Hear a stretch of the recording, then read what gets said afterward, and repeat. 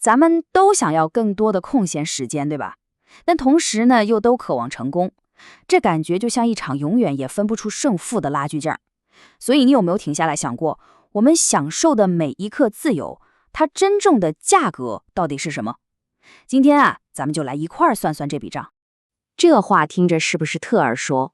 没错，像马云这样的大佬总在跟我们说，想要巨大的成功，就得拿巨大的时间投入来换。这听起来就好像一道特别简单的数学题，你投入的时间越多，得到的回报就越多。听起来是挺励志的，没毛病。但事情真的就这么简单吗？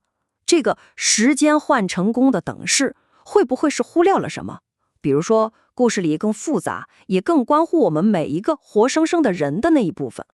好，那咱们就先来深入看看这个一个几乎人人都默认的现实：工作和生活就像天平的两端，这边重了，那边就得翘起来。说这个，那996模式绝对是绕不开的话题。它简直就是把这种奋斗文化推到了极致。它把工作时间拉到最长，就好像在告诉所有人，这是通往成功的唯一一座独木桥。至于桥下的个人生活吗？早就被无情地压缩到几乎看不见了。马斯克的这句话更是给这种文化添了一把大火。他传递的信息非常明确，你想改变世界，行啊，那就得付出超乎常人的时间。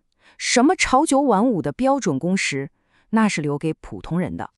那么问题就来了，关于时间、金钱和幸福这场大辩论，咱们到底该听谁的呢？现在有2位选手要登场了，一边是讲究理性的经济学，另一边是关注感受的心理学。经济学家的看法呢，非常直接，甚至有点冷酷。他们认为时间就是一种可以拿来交易的商品，你卖掉你的休闲时间，然后换来工资。所以从这个角度看，你每休息1个小时，付出的代价就是你本来可以赚到的那些钱。但是心理学家提出了一个完全相反的看法，他们觉得空闲时间本身就是幸福感的源泉呢，它根本不是什么可以牺牲的成本，而是给我们精神世界充电的必需品，缺了可不香。好了，最有趣的部分来了，咱们直接看数据。有一项研究发现，休闲时间和幸福感之间的关联度，你猜多少？居然高达0.96。这是什么概念？这基本上就意味着他们俩几乎是同步变化的。而相比之下呢，收入越高，休闲越少的这种负相关性就要弱得多了。所以数据给出的答案好像很明显，这一局心理学赢了。拥有更多的休闲，要比牺牲休闲去赚钱更能直接的带给我们幸福。你以为故事到这儿就完了？别急，就在我们以为找到答案的时候，一个新的发现让整个情况又变得复杂了起来。是啊，如果休闲真的那么重要，那为什么我们还是看到那么多人在拼了命的工作呢？问题可能就出在我们对休闲这个词的理解上。这句话可以说是一针见血，他提出了一个有点颠覆性的想法。没错，你可能是拥有大把的空闲时间，但你真的能享受它吗？这可是完全不同的两码事儿。这里的关键概念叫做心智带宽。你可以这么想啊，咱们的大脑就像一台电脑，当后台运行着太多关于房租、账单、生计这些挥之不去的程序时，你就没有足够的处理能力去全身心的投入和享受眼前的电影，或是和家人的一次散步了。这个双重税的比喻啊，可以说是非常有力，但也非常扎心。第一重税是金钱上的限制，很多东西你买不起；但第二重税也是更隐蔽、更残酷的一种，是贫穷甚至会剥夺你从那些你负担得起的东西中获得快乐的能力。所以你看，这就推翻了一个很常见的误解。我们以前可能觉得低收入的人虽然钱少，但他们有休闲优势啊。可现在看来，如果你的休闲时间里脑子里盘旋的全是对财务的焦虑，那这种休闲的质量其实早就大打折扣了。好，咱们再把镜头拉远一点，看看在现实生活里，工作到底是怎么一步一步入侵我们的家庭生活，并且带来实实在在的冲突的。67%，这是一个挺惊人的数字。有高达67%的男性每周工作超过40个小时。